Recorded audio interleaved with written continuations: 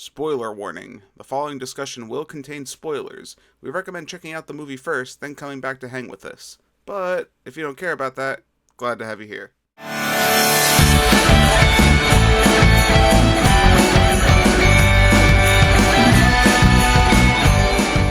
Merry Christmas, you filthy animal. All right, everybody, welcome back to the 25 Days of Real Christmas, a series where we review some of the old and new holiday favorite films. My name's Kevin.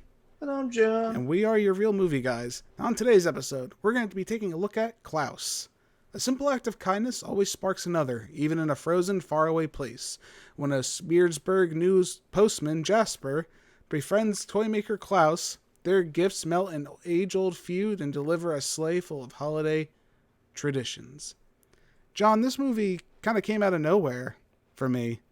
I remember hearing about it briefly a couple years ago, and I guess I just forgot about it, right? And then I feel like it popped up on Netflix, and I kind of forgot about it then too, right? And it only came out 2019, so I actually watched it after Christmas, which is kind of weird. I'm like, I got to check this out. I was thinking about, maybe watching this movie, and I don't know, I just never got to it, so I'm like, all right, I'm going to check it out finally.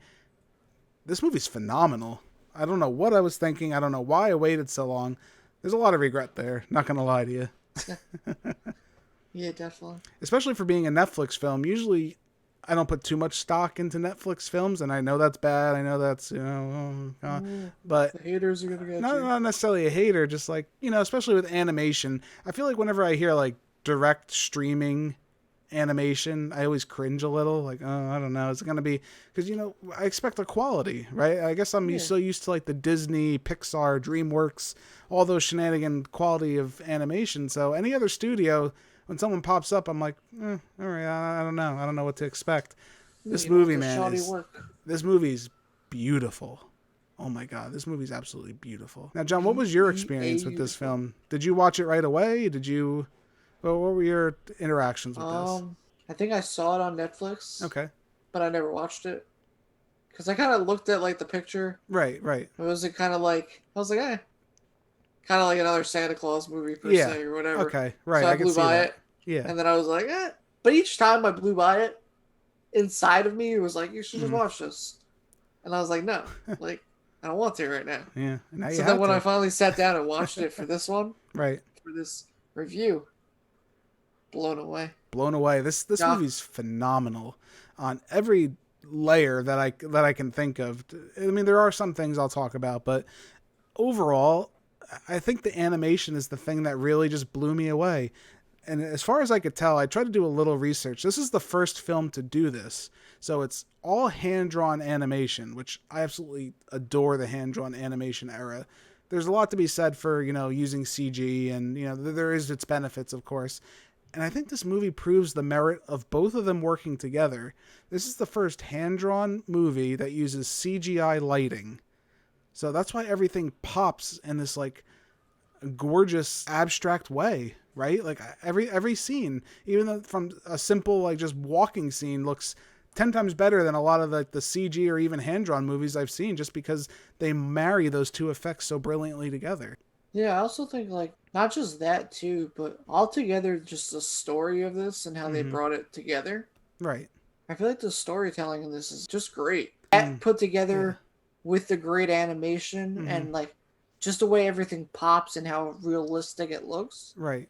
It's really good. It's a good togetherness and right. It almost has this dreamlike quality of lighting where the scenes that are meant to be bright are extraordinarily bright, but never to overexposure or just it always looks right. Again, I know that's very generic sounding and probably Kevin, come on, use some better adjectives here. But no, you have to watch it for yourself. Especially when you sit through it, from the shine of their eyes to the way the light hits the clothing, or just the way a character is embroiled in light. It makes a difference. It makes a huge difference. It really makes hand-drawn animation, I think, is phenomenal. Disney proves that without a doubt. Any of the older Disney films that we've grown to love, but to see again, that marriage of the two is just something I've never seen before. I can't think of anything else that looks like this movie. And right off the bat, that gives that a plus. And then you get into, like you were saying, you get to the plot of this movie. We have Santa Claus Begins. I'm Batman. I'm Santa. I'm Santa Claus. That's essentially what this movie is. No, it's a little more than that. This movie does something which I think is really cool, where Santa Claus, or Klaus, isn't the main character. And I like that. You know, in most films, I feel like they would have made Klaus the main character, and then all the events and everything would be happening around him. But instead, we get Jesper. Not now, kid. Can't you see I'm busy trying to figure out how to get Well, here's a thought. I'm a postman, see? So I can't give it to you, but I could mail it to you. How? Couldn't be simpler. I just fold your pretty drawing, very beautiful by the way, put it in an envelope like this, and then all that's left is postage so I can put it in the mailbox for you. Postage? Yep, you just toss a penny over to me so I can stamp it, and we're all ready to go. Couldn't you just put it in?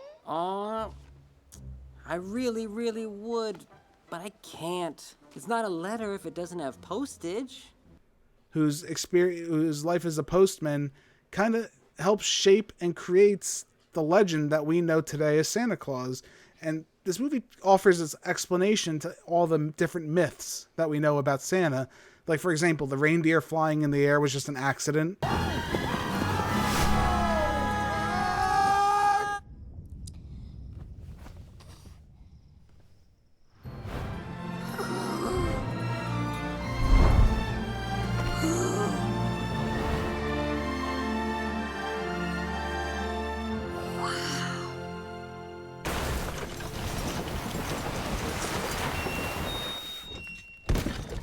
They just happened to like shoot up into the air, and then the kids happened to look outside and they saw them flying. Or one of my favorite scenes in the film is actually when the creation of the naughty list, where he's just threatening the kid for no reason. Like, he sees everything you're doing. He knows. What do you mean? He sees everything, you know. Every mischief, prank, and dirty deed. He keeps a list. The naughty list, he calls it. You lie. Trust me, you do not want to be on the naughty list. So, you still want to throw that snowball? If you're bad, he's going to know. And he just walks away. But that's simply where that oral tradition that we've passed down, it's all created here. And this movie kind of offers, I don't want to say like logical reasons behind everything, because this movie's, it's not trying to do that, but it offers like a little fun like backstory to everything that we know, about Santa.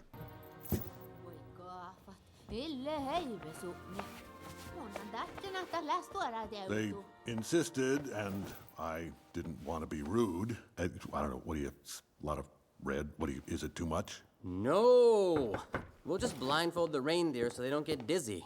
That's all. I'm kidding. Well, yeah, and it also teaches Jesper, like, it kind of shows him, like, in, like, a selfish light in the beginning. Mm-hmm. And then it shows him, like, sometimes, like, eventually you're going to have to grow up and you're going to have to, like, get your butt moving and work for what you want in life instead of just thinking life's going to be handed to you. And I think that shows, like, his growth and also his growth along with Klaus. Right, because in everything. Yeah, in the beginning, I felt like Jesper could have been an annoying character. Jason Schwartzman, who I absolutely love. For those at home, I always associate him with Scott Pilgrim as being Gideon, final end boss of that movie. Come on, you guys, you know you love it. He does a phenomenal job of portraying. I thought Jesper was going to be like a Cusco type character, right, from like the Disney kind of movie where he's super annoying and over the top, and he just drags it throughout the whole film. Well, I was expecting this a little bit sooner, but yep. Summoned to the Dragon's Lair.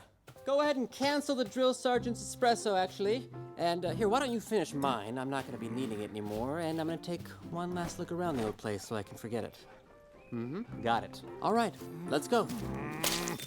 He wasn't like that. He really develops and transforms. Like, you legitimately see some of his more annoying, like, quirks and personality traits start to dissipate as the movie goes on. What am I supposed to do, huh? Stay forever in this little town? Hanging out with an old woodsman?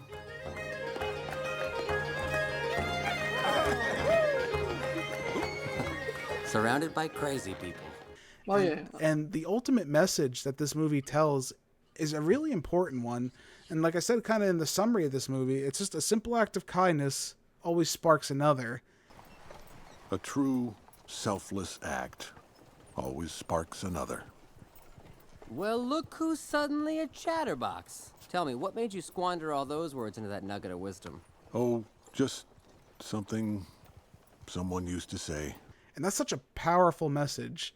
I feel like that we do focus on, family and togetherness in a lot of these holiday movies, but the simple act of kindness, I don't know if that gets as much shine as it really should in holiday, especially in more now today's traditional holiday films. I think that was a really good message just to spring to children.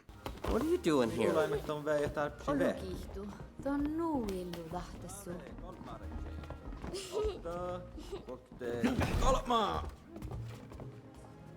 A true act of goodwill, huh? Always sparks another.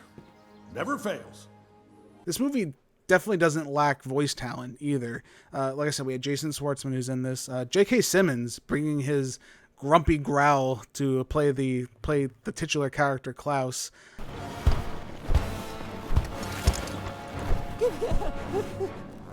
Where's this? What? I don't know. How would I... Wait. I do know. Keep going down this road, and you'll get there. You can't miss it. Or I can show you. Sure. Yeah. Let me just show you. He did a really good job, and he doesn't have many long speaking scenes. Towards the end of the movie, he definitely gets more dialogue, but a couple scenes he has really moved me, especially when J.K. Simmons brings in thoughts about his wife, where he talks about losing his wife at a younger age and not being able to have children and not having a family and how to carry on with life and what his purpose should be. After she was gone, I guess I got lost. She loved birds, so I just kept making birdhouses. But then you showed up, delivering these toys, seeing the joy they bring to children. I thought I'd never feel this again. And I have you to thank for it, my friend. So, thank you. Of course. Those were pretty moving scenes, especially for a kid's film where a lot of the times we dance around the darker aspects. We're looking at you, Disney. You love to do that. This movie really just goes right into it. She died, and I didn't have what I wanted, and I have really nothing to live for. Essentially, I have no meaning and purpose in life. J.K. Simmons just brings that age and gravitas to that character that also has that spark of joy. Like when you see Klaus happy towards the end of the film, you really feel that, and I really can appreciate that vocal performance from him.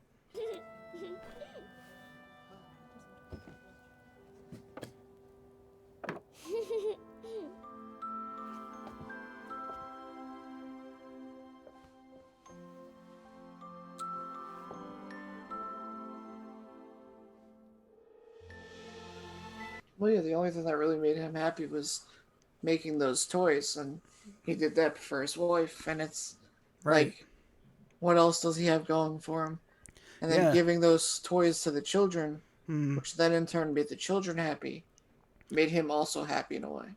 Right. And then another character also, Rashida Jones also comes in playing Alva, who's the school teacher who's just fed up with the town that's been warring at sides with each other for all this time, and she's never been able to teach, and she just wants to leave.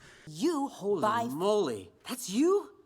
What happened? What happened was... That came out wrong. I took a teaching job at a place where people don't send their kids to school. I'm mingling with their sworn enemy spawn? Oh no, we can't have that. So now I'm reduced to doing this so I can get some money and start fresh somewhere far, far away from here.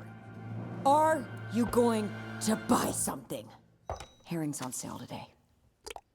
I wish she had a little more, to be honest. I didn't think she had as much screen time as I would have liked. I felt like they kind of just shoehorned her in to the plot just to add a little something.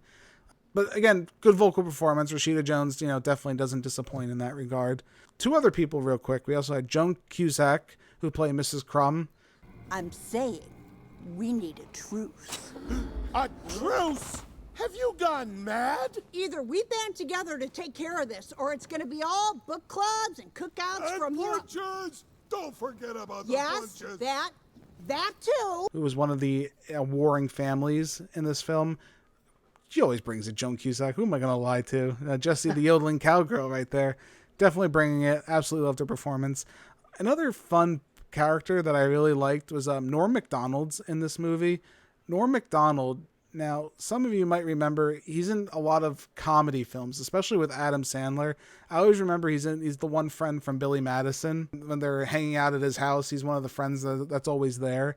He plays the boatman, and I thought he was like one of the funniest characters, especially his interactions with Jesper, Jason Schwartzman. They had some great interactions. Here, let me help you out. You're a postman in Smeerensburg, which is on an island, cut off from the world, frigid, cold, angry, violent neighbors, and this is home now. Are we starting to connect the dots? He's such like a downer, and I really liked his character. I thought that was kind of fun, to be honest, to be able to play with that. Yeah, definitely. This movie is great too, because I feel like there's a lot there. There's a lot for kids. You know, there's a lot of the fun scenes that kids will really like. You know, you have your stupid little jokes. Hello, hi. I have your letters on you. I'd be glad to take them off your hands.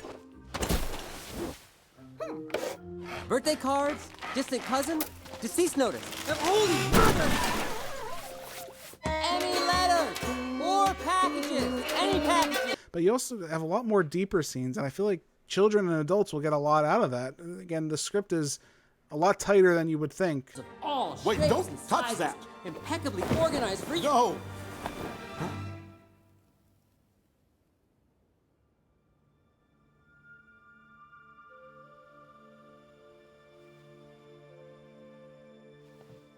What's this?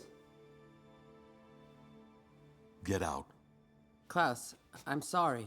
I didn't mean... Get out! Especially for a movie I really didn't even hear much about, which I'm, again, astonishingly surprised about. Now, some of the weaknesses, there are a couple things that I feel like they're not bad. I'll be honest. I had to like kind of scrape through this, so I had to try to find something. I always try to find a little something just to, you know, maybe it could have used a little tweaking here or there. Oh, God. Okay. This is it. Here it goes.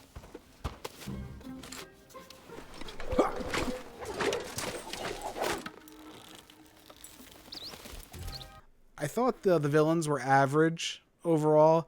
I do like the concept of the warring families and how it ties into the whole, you know, you do one act of kindness begets another and whatnot. So I do like the whole warring families, but I thought just like the villains overall were just kind of weak, not memorable. Really, that's not what I'm going to remember out of this movie. I'm really just going to remember, you know, Jesper and J.K. Simmons playing Klaus. I'm just going to really remember them, to be honest, out of this movie. The villains were just kind of there to drive the plot. I don't think they added as much to the story as I would have wanted, or as much as being memorable overall. Also, and it's hard to say because I do compliment this film for going the route of not having Klaus as the main character. I kind of wanted more Klaus. I felt like we didn't get as much interaction with him. We got a lot of montages at times where it was just him and Jesper just delivering. I think I would have liked maybe a few more scenes of them together, developing that friendship or just sharing a moment here or there. Just something, you know what I mean? I just felt like wish we could have got something a little more. That's all. It's not that it's bad, but a little more could have gone a long way, I think. If you're an admirer of animation, this movie is right in your wheelhouse. Like there's no reason not to watch this movie, regardless if it's on Christmas or not. Just again, the animation alone just carries this movie. And the last thing I'll just touch on before we wrap that up and get to our scores. Now, what did you think about the end, John? What happened to him after that? How? Why? I can't even begin to comprehend. I stopped trying to make sense of it a long time ago. Now, they kind of leaned into the whole magical thing. Did you think that was off-putting, or do you think that fit into like the movie? How did you feel about that overall? I feel like it kind of fit into the movie. I liked it. I didn't think it was totally off-putting. It wasn't off-putting. I won't say it's bad. It's not bad. You know, they go into the whole realm that at the end of the movie, Klaus dies. I'm coming, love.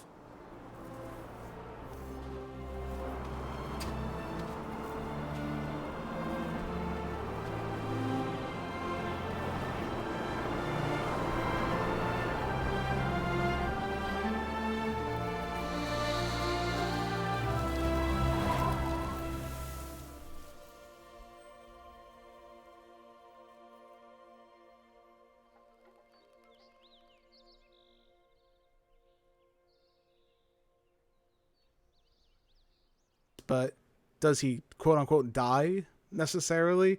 He kind of becomes this like, I think the message they were really going for is he becomes like a symbol, right? Like he kind of, his spirit carries on. I don't know what they were going for. It's hard to tell what they were going for at times, whether it was going to be like a literal, like he's literally a magical being who's delivering presents, or if they're going for more of the, you know, spiritually, he's carrying his soul's always carrying on. I'm not too sure. I guess you could take it either way. I don't know if you'd agree. Yeah, like I kind of even didn't figure it like he died either. Right. Of. I kind of just thought like it was almost like in a way, you know how like they would always tell you in the tales like with Santa Claus, like he lives up in the North Pole but nobody can find him. Right. He's kind of like under like snow and stuff. I felt like that's kind of like what he almost went into, like hiding in a way. Well, so either way, it could have been something like that. Yeah, and it's interesting, especially it gives kids a choice, because there's always two types of believers. I personally, of course, do believe in Santa Claus and do expect to have all my gifts. But if one were to not believe in Santa, there's an option to believe that the spirit's carried on, you know? So I could see it either way. Either we personally will always carry the tradition, and that's what Jesper's referring to when he says, you know, I always see my friend one day a year. What I do know is that once a year,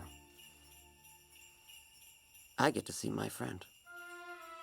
Because he's always carrying on that tradition every year in his own household, and so is the rest of the world. It inspired everyone. Or he literally sees his best friend as a ghost person thing delivering gifts. Who's to say? Yes. Either way, good stuff. Either way, good stuff. Only true believers here on the channel. Real Movie Guys are real Christmas believers right here. Absolutely. We believe in Santa. 100%. 100% real. Absolutely. He's real. He's real. No fake news for Santa Claus. No fake news Santa here. But I think we're at that point, though, where we're going to give our final scores. I'm going to give Klaus an A. All right, remember, probably not an axe murderer, though still is a possibility, but most likely, no. He's a good guy, deep down. Fantastic film, 100%. Couldn't recommend it enough to you. This movie offers a lot. I think the animation's fantastic. Again, there's some things that hold it back. While very minor, I do feel like they do affect it from being just that perfect score that I want to give it. It's almost there, but this is a great new Christmas classic, I think. I think families should watch this together. Netflix did a good job nabbing this movie. I feel like other studios and whatnot should be jealous for getting this movie. John, where do you stand with this film? I give this movie an A. Okay. Oh.